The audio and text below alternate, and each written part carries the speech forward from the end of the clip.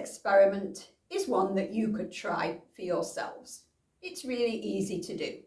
All you need is a piece of card, not really strong card, it's quite thin, and a fairly heavy book. I'm using my Bible, but any book. That's it. Do you think you could balance the book on the piece of card? What do you think? Think you could balance a book on here? Well, let's try and see what happens. Here's my piece of card, and here is my book. Oh, that didn't work, did it? Shall I try again? Here's my piece of card. No, it doesn't work.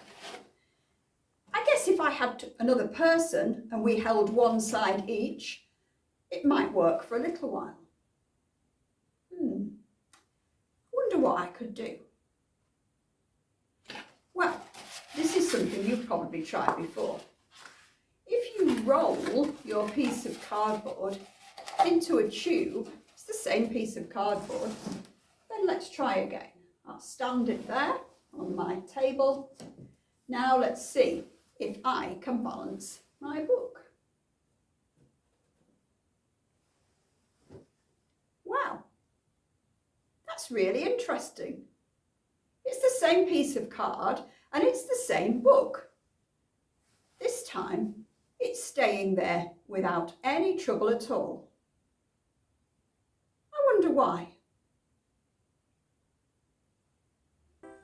An interesting thing about cardboard is that when we roll it into a tube, it makes a much stronger shape.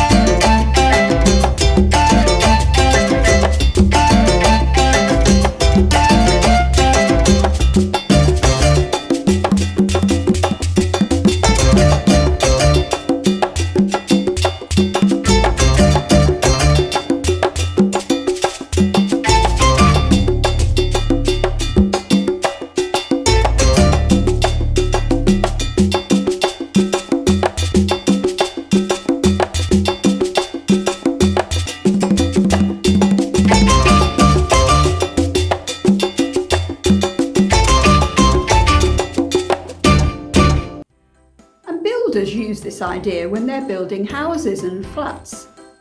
Just depends on how you do it. If you put things on just a flat piece of concrete, it won't be as good as building it upwards and making it stronger.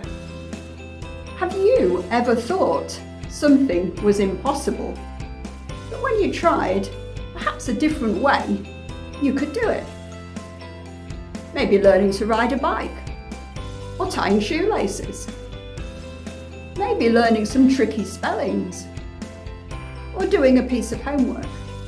Sometimes we just need to look at things a different way, or perhaps somebody needs to show us a different way, and then we discover that we really can do the job. Here's a story from the Bible about a young man called Gideon who thought he couldn't do what God wanted him to do.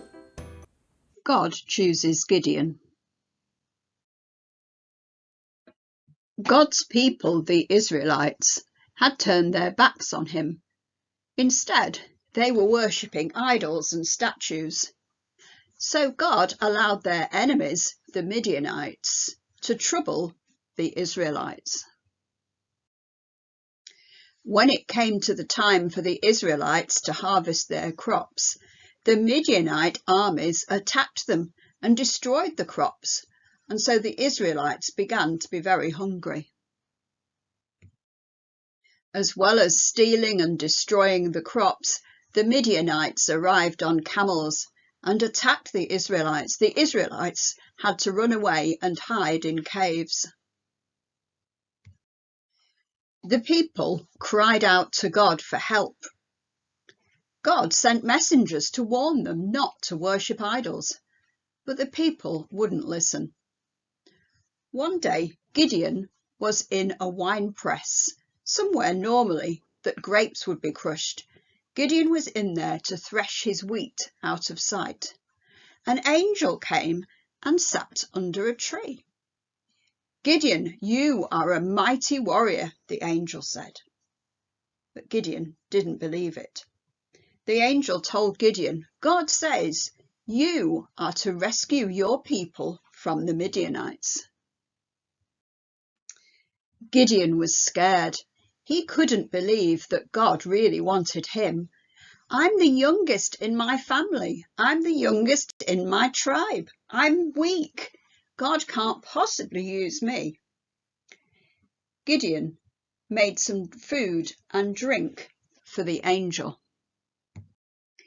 Then the angel touched the food with his stick, and fire immediately burnt it up.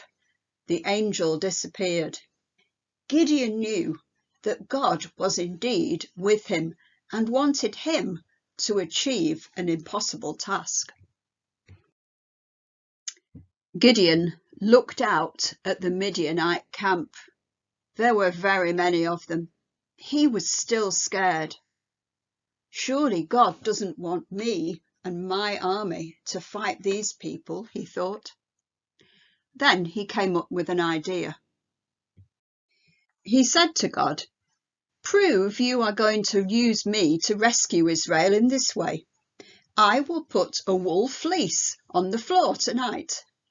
If the fleece is wet with dew in the morning, but the ground is dry, then I will know that you are going to help me." The next morning, the ground was dry, but the fleece was wet with dew. But Gideon still had doubts. "Please don't be angry with me," he begged the Lord. "Let me use the fleece for one more test. This time, let the fleece remain dry while the ground around is wet with dew." The next morning, there was heavy dew on the ground, but the fleece was completely dry. Now Gideon knew that the Lord had chosen him and his small army to deliver the Israelites from the enemy soldiers camped in the valley below. The Midianite army were camped in the valley. Their army was huge. They had about 150,000. Gideon gathered his army together. He only had 32,000. But God said to Gideon, "You still have too many warriors. If I let you defeat the Midianites, then the Israelites will boast that they did it by themselves. So send home those who are afraid." 22,000 of them went home, leaving behind only 10,000 who were willing to fight. God told Gideon, "You still have too many men. Take them down to the river and watch how they drink. If they drink with their faces in the water, send them home. They're not watching out. But if they drink by scooping water up in their hands, then keep them with you. You will defeat the Midianites with that army." Gideon did as God had said. He was left with just 300 men. So that night, Gideon divided the 300 men into groups. He gave each man a horn and a clay jar with a torch in it. He instructed them that as soon as they heard him blow his ram's horn, they should do the same and shout, "For the Lord and for Gideon." Just after midnight, Gideon's small army of men reached the edge of the enemy camp. Suddenly they blew their ram's horns and broke the clay jars. They held up their blazing torches in their left hands and their horns in the right hands, and shouted together, "A sword for the Lord and for Gideon!" The Israelites stood and watched as God caused the Midianites to rush around in a panic. They began fighting among each other with their swords and chased each other away. Gideon and his tiny army had won the battle because they listened to God's instructions. Their faith was strong and God was with them. Gideon discovered that he could do something amazing when he trusted God. In himself, he felt weak and helpless, but he realised that God was stronger. And when he listened to instructions and did what God asked, he found that he could trust God and defeat their enemies. Now, I don't think we will have to do the things that Gideon did, but we do sometimes have to do difficult things, don't we? And Christians believe that God can inspire us and guide us and be with us whatever we have to face. Let's finish by praying. Dear God, please help us when we have to do something we think we can't do. Help us to look at a different way of doing it. Thank you for people that are there to help us and guide us and show us a new way, and help us to trust you however we feel. Amen.